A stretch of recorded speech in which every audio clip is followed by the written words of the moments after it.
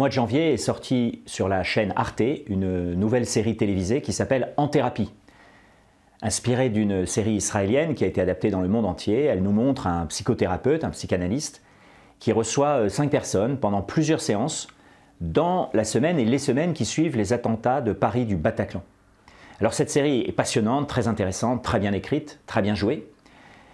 Elle nous montre le tissage entre les traumatismes collectifs, ce que nous avons vécu comme Parisiens, comme Français avec les attentats du Bataclan, et chaque pays a eu ses événements traumatiques, et les traumatismes intimes, qui font d'ailleurs que l'on consulte en psychothérapie,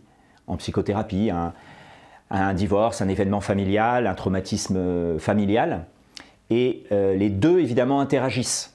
Les deux sont intimement liés, comme nos vies sont intimement tissées d'événements collectifs, le départ d'Algérie, les bombardements, la guerre, et d'événements personnels ou familiaux.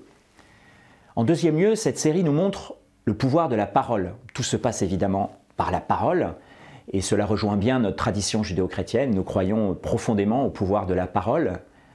Nous disons de l'Eucharistie qu'elle est un pain sur lequel on prononce beaucoup de paroles.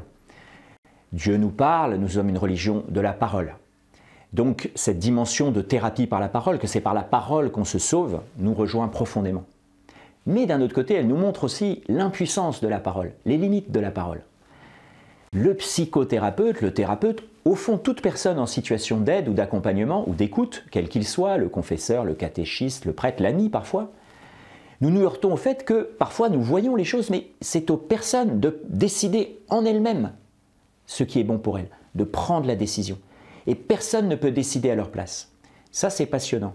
Et au fond, on voit un petit peu l'analogie entre cet écoutant et Dieu lui-même. Dieu aussi nous écoute, il se fait toute écoute, il a des choses à nous dire, mais discrètement. Il ne veut pas décider à notre place. Il veut que nous soyons vers la vie, dans la vie, le plus vivant possible, mais pas au prix de notre liberté. Alors, c'est un petit peu rude, cette impuissance de la parole. Mais au fond, c'est une bonne nouvelle.